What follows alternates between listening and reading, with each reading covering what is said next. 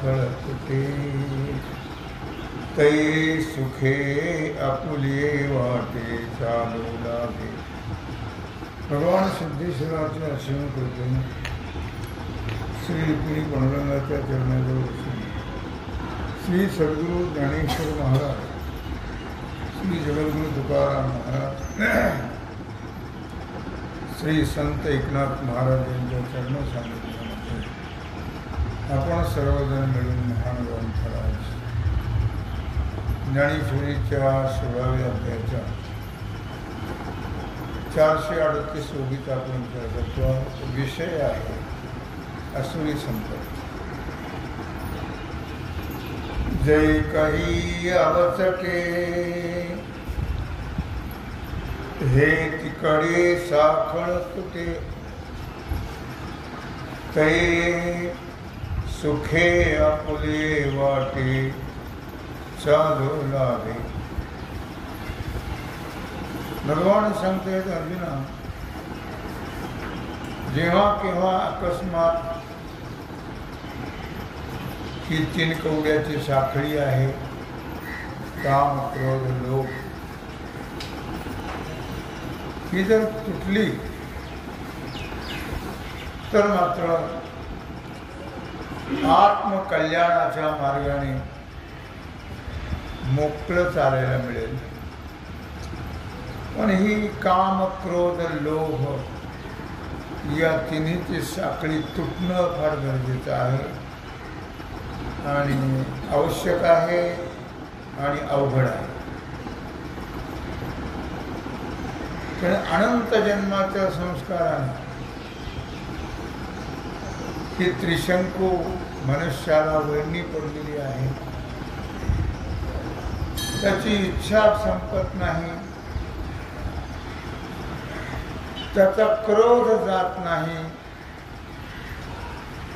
आणि लोभ तर जातच नाही. तसा आपण जर विचार केला, करतो आपण विचार करतो पण आचरणात आणत नाही. ते आपण काही आणलेलं नव्हतं, आपण काही नेणार नाही. बरोबर मोठी आवडून आलो होतो आणि हात पसरून जात.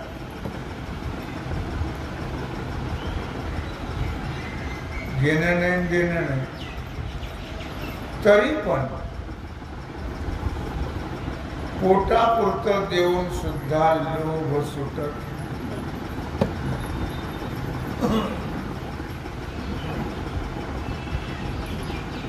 एक गाणं आहे, पोटापुरते दे देवा लई नाही मागत. असं गाणं आहे. पोटापुरते दे देवा लई नाही मागत. पोटापुरतं दिलं नाही का त्याने? पोट का गेंड्याचं आहे का काय? पोटापुरतं दिलंय त्याने, पण लोभ काही सुटत. त्याचे परिणाम फार वाईट आहेत. लोभ नका सुटताना बरोबर काही येतही नाही, आपण बरोबर काही देतही नाही, काही नेतही नाही, हेही आपल्याला कळतं. पण त्याचे परिणाम जे आहेत ते खायला सगळं कुटुंब आणि गायला एकटाच, भोगायला एक.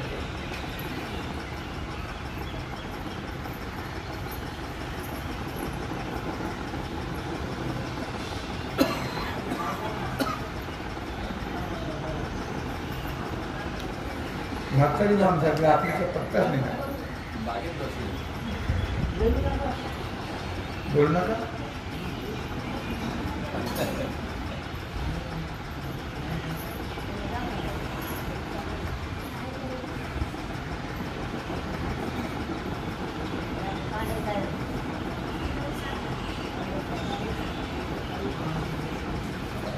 बोलू नका नाही, उठून जा, नाही ती इथून बसा.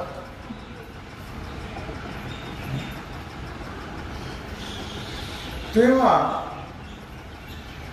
विषय चाललेला आहे की लोक काही सुटत नाही. आपल्या लबाड्या झाबाड्याने बाकीच्यांची मजा होते चोरांची, पण भोग मात्र आपल्याला भोगायला. त्यांना उठून जा म्हटलं तर ऐकलं नाही, ते इथून कसं म्हटलं तर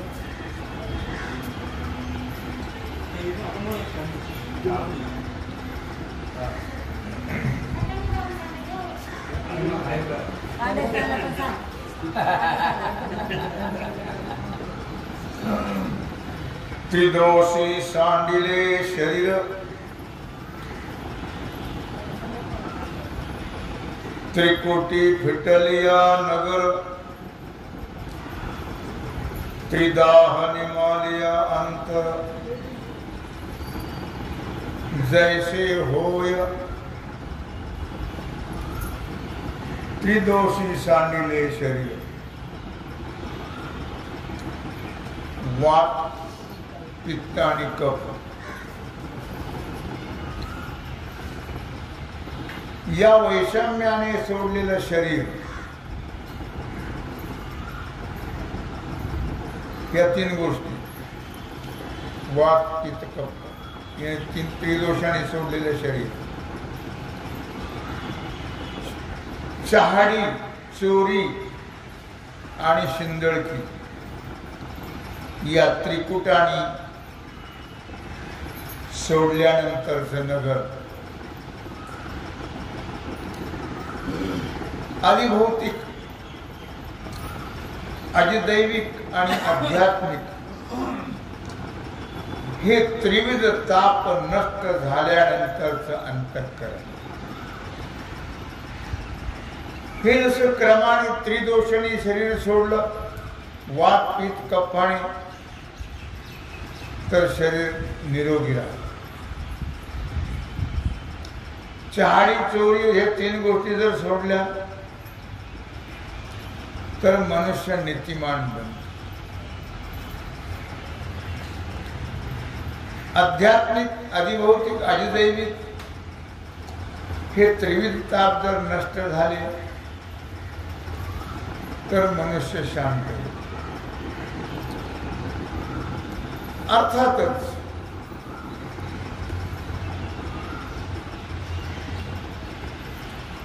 तैसा कामादिकी तिघे,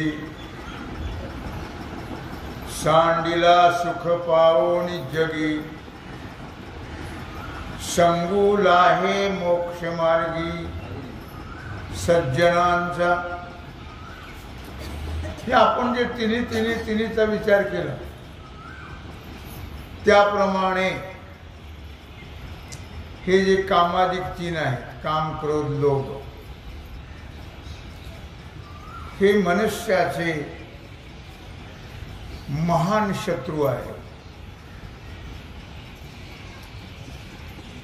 शत्रू एकदाच मारतो, पण हे वारंवार मारतात, वारंवार मरायला लावतात आणि जन्माला लावतात. हे तीन दोष, हे तीन दोष ज्यांनी सोडलेले आहेत तो मनुष्य या जगामध्ये ऐहिक आणि पारलौकिक या दोन्ही सुखाला प्राप्त होतो. शिवाय मोक्ष मार्गाने जात असताना संतांची संगतीही त्याला लाभते. कारण कुठलाही परमार्थ मार्ग हा सद्गुरु संताशिवाय प्राप्त होत नाही. मनोमार्गी गेला तो तेथेची मुकला. काहींना गुरु मार्गदर्शन लागेल,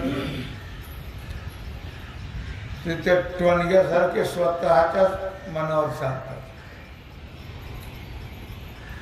जिकडं तोंड फिरेल तिकडं बोंबलत जातात. तसं नाही आहे इथं. या ठिकाणी सद्गुरू संतांचं मार्गदर्शन असणं आवश्यक आहे. मनाने केलेल्या गोष्टी अधोगतीला नेतात, नरकाला नेतात. आणि संत संगतीमध्ये सद्गुरूच्या सानिध्यात केलेल्या गोष्टी या मोक्ष देतात. म्हणून मनाने काही करू नये. मन फार शहाणे आहे, मला माहिती आहे. माणसं फार शहाणी असतात, पण तो शहाणपणा परमार्थात चालत नाही. तुम्ही चालवलाच तर अधोगती प्राप्त झाल्याशिवाय राहणार नाही. ते वेळी आत्मानंदे आघवे जे सदा वसते बरवे ते तैसेची पाटण पावे गुरु कृपेचे. त्यावेळी संपूर्ण आत्मानंदातने तो सर्व काळ आत्मानंदामध्ये एकरूप होते. आणि ते गुरुकृपेनं सुंदर अशा प्रकारे त्याला स्वस्वरूपाची प्राप्ती होते. तेथ प्रियाची परमसीमा तो भेटे माऊली आत्मा तये खेवी आटे दिंडीमा संसारिक हे. आणि मग सद्गुरू संतांच्या कृपेनं त्यांच्या मार्गदर्शनाने त्यांच्या आज्ञेनं तो या महानगरामध्ये प्रियाची परमसीमा असलेला माऊली आत्मा. आत्मा हा प्रेमाची परमसीमा आहे.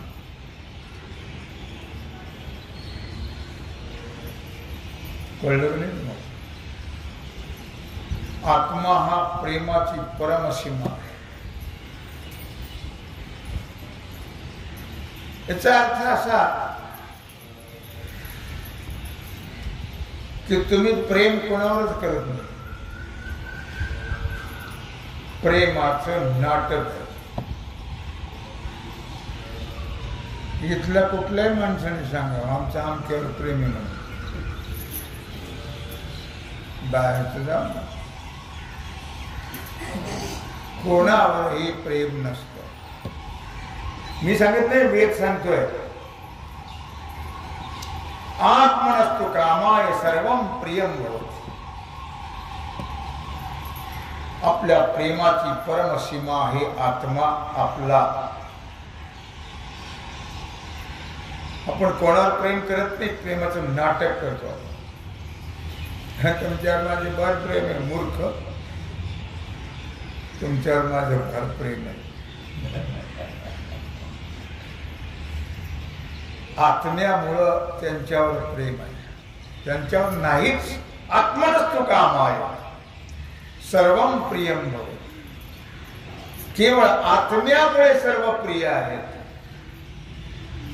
आप मोहे पीछे डूब गया दुनिया. प्रेम गेलं मातीत. त्याचं प्रेम आले मातीत. प्रेम नाही, काही नाही, काही नाही झालं. प्रेमाचं काय आहे? नाटक आहे.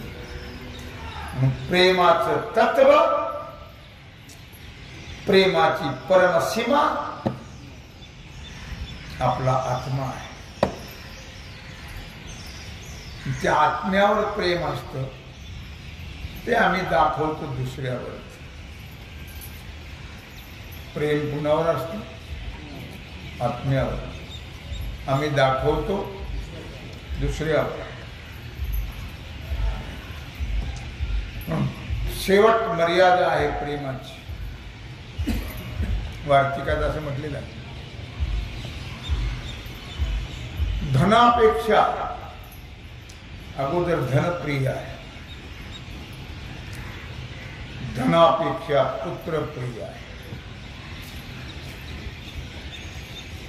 पुत्रापेक्षा देहप्रिय आहे,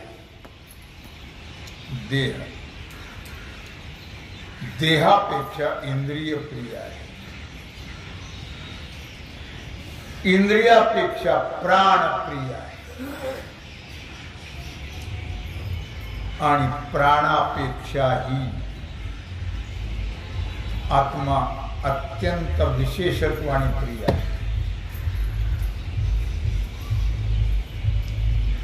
आत्म्यापेक्षा जगामध्ये काहीही प्रेमाचा विषय नाही, आणि प्रेमास्पद आत्मा सोडून जगात दुसरं काहीच नाही.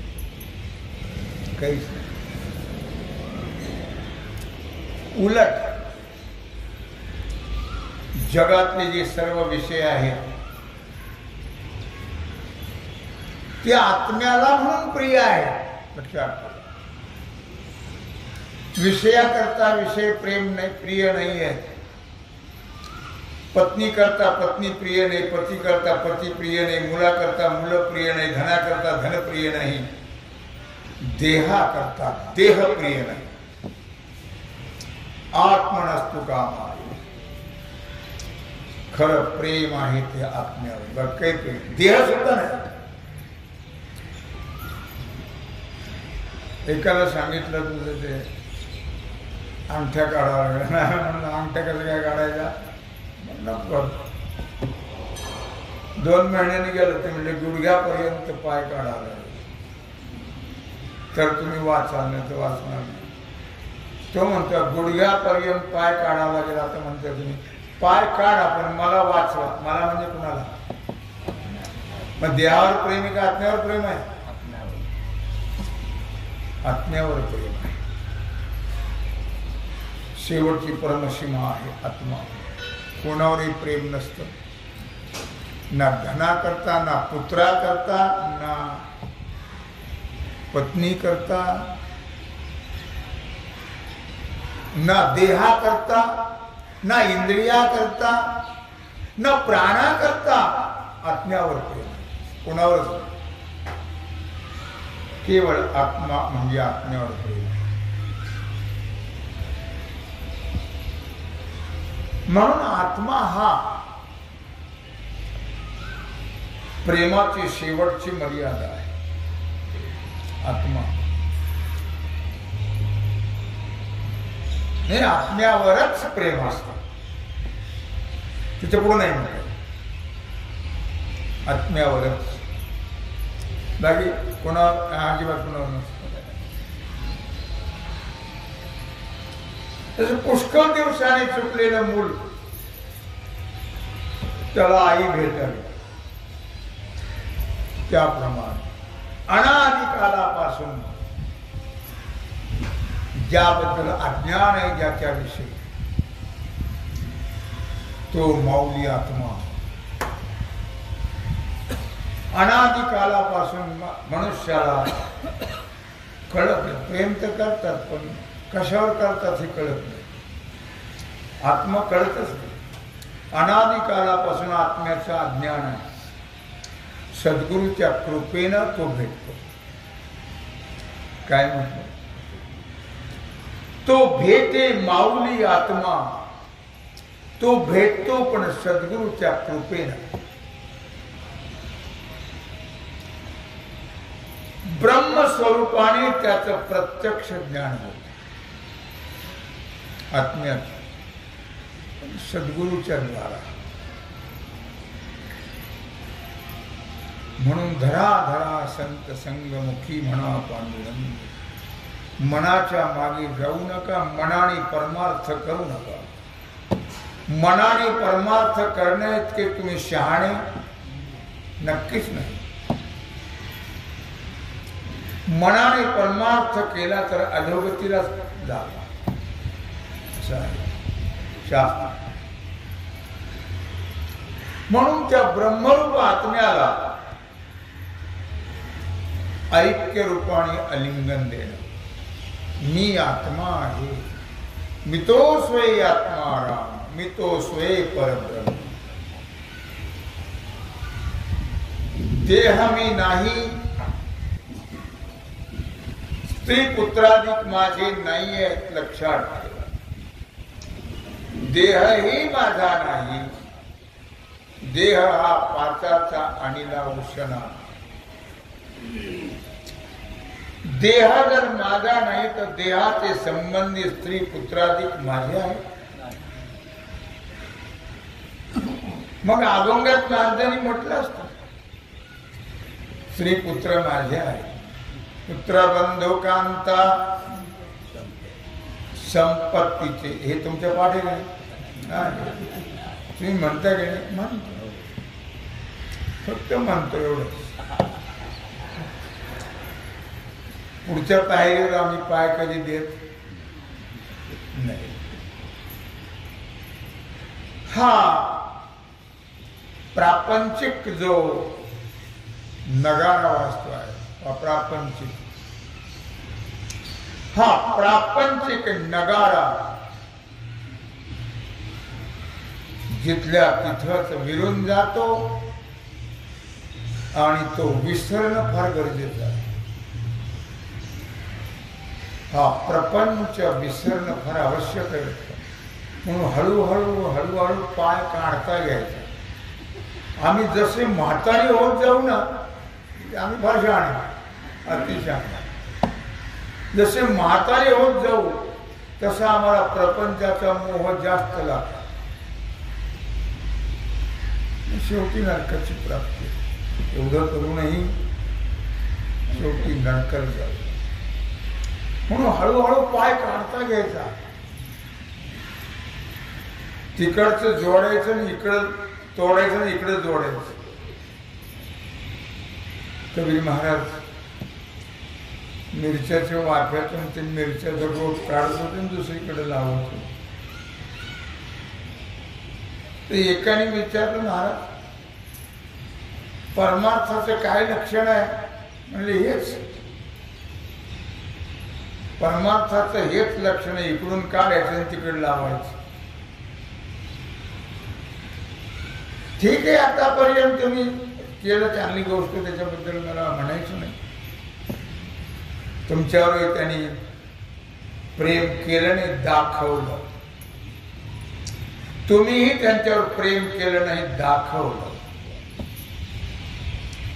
पण आता त्यांना तुम्ही नको आहात, त्यांना तुम्ही नको आहात. हे सुद्धा कळणं महत्वाचं आहे. हेही कळत म्हणून आपुला तो एक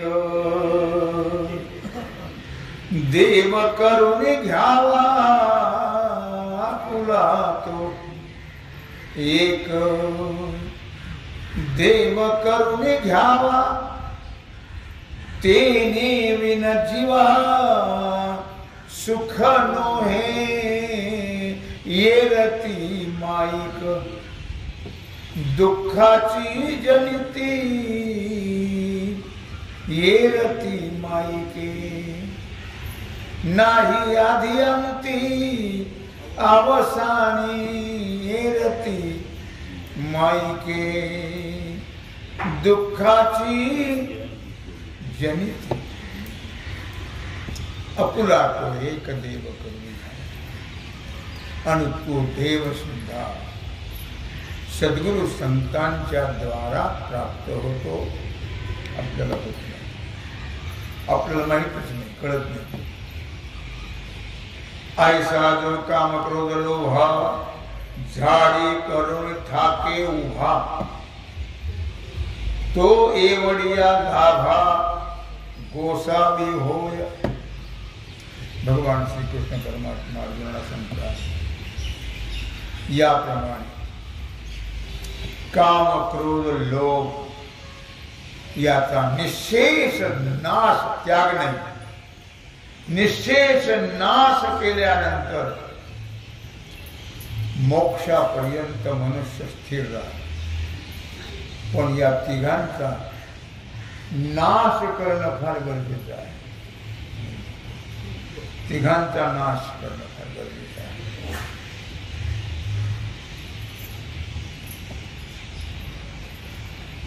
आणि मग तो या तिघांचा नाश झाला की व्यापक आत्म्याच्या मिळकतीचा तो मालक बनून गेला. आत्मसंपत्तीचा तो मालक. नाहीतर कंगाल होऊन तो नरकाला जातो.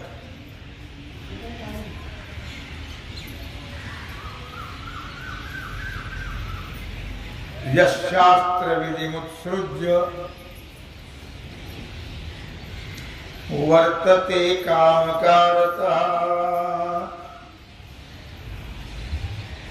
न स सिद्धिमवाप्नोति न सुखं न परां गतिं. 16व्या अध्यायात 23वा श्लोक आहे. जो मनुष्याने शास्त्राने करा म्हणून सांगितलेला आहे, शास्त्राने करा म्हणून सांगितलेल्या विधीचा त्याग करतो मनुष्य आणि आपल्या इच्छेप्रमाणे वागतो. कशाच्या शास्त्राने कशाचा विस्तार आले. शास्त्र विधीचा त्याग करून मनाने वाग. शास्त्र करू नको म्हटलं की करणारच. शास्त्र खाऊ नको म्हटलं खाणारच. कारण गुडतीचे पाय डोहाकडे. शास्त्र पिऊ नको म्हटलं तर पिणारच. कारण नाश व्हायचा ना सगळा, याचा एकट्याचा नाश होत नाही. म्हणून तुम्ही नेहमी मनुस्मृती वाचत चला. मोठा ग्रंथ आहे मनुस्मृती. तो एकटा नष्ट होत नाही, सगळ्याला घेऊन जातो आणि वंश संपवतो. मध्य मांसाचं सेवन करणारे तर कालांतराने म्हणजे भरल्यावर त्याचा एका दृष्टीने चांगलं आहे की म्हणून लोकसंख्या फार वाढत चालली, त्या दृष्टीने बरं आहे. काय नाहीतरी आपण नको म्हटल्यावर ते कुठं ऐकत आहे नाही. ऐकून सुद्धा सोडायची तयारी आहे का? नाही. ऐकणारी बी आहेत पण सोडत नाही. माळ घाला म्हणजे मग चांगलं पथ्यन राहत. आपली माळाची माळ कधी काढता येते आणि कधी घालता येते. मनाची माळ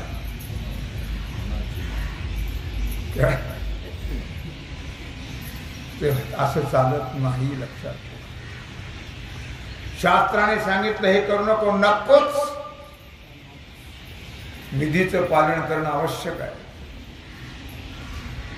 पण हा विधीचं पालन करत नाही, स्वच्छनं वागतो, मनाने वागतो. त्याला माणूस म्हणायची सुद्धा लाज वाटते. शास्त्राने करू नको म्हणून सांगितलं, निषिद्ध कर्म करणारच. शास्त्राने सांगितलं हा आहार घेऊ नको, घेणारच. तो न घेणाऱ्या मूर्खात काढतो. न घेणार अशी ही राक्षसाची अवलाद. त्यांना कळतच नाही. ती आपल्याला शहाणपणे शिकवतात. अशा प्रकारे मी श्लोकाचा अर्थ सांगतो. आणि म्हणून ऐहिक सुख कसं मिळेल? ही जी माणसं असतात यांना या लोकात सुख नाही मिळत. कधीच ही माणसं समाधानी राहत नाही. त्याला सूक्ष्म विचार करायचा. कधीच राहत नाही. आणि परलोकात तर नाहीच. या लोकातही नाही आणि परलोकात नाही. सुख, समाधान, शांती या आसुरी लोकाला कधीच प्राप्त होत नाही. हाय हाय हाय करूनच मरत. मग त्याचं दुःख होतून म्हणून भगवंतानी अर्जुनाच्या निमित्ताने तुम्हा आम्हाला सगळ्याला जागृती दिली. जागे होण्यात नका का होईना पण दिली जागृती.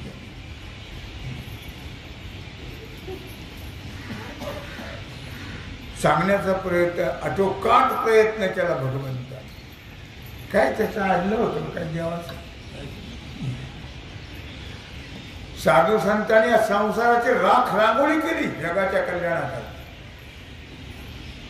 आणि सांगण्याचा प्रयत्न केला, पण परिणाम होत नाही. लोक काय त्यांचे नुकसान आहे? साधू संतांचे काही नुकसान आहे? त्यांनी प्रयत्न केले सांगण्याचे. जमलं तर बघा, नाही जमलं तर तिकडच जा.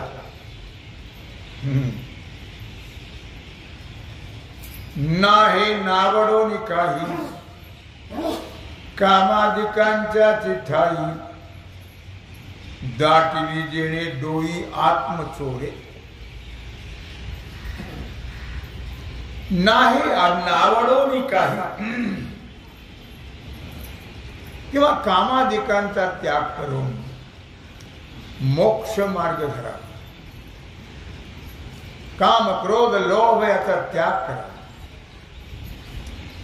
आता फार थोडं राहिले आपलं. तुमचं कोण तुम्हाला माहित नाही, तुमचं त्यालाच माहित. पण माझं तरी सांगतो थोडं राहिलं आपलं. सुधारणं गरजेचं आहे.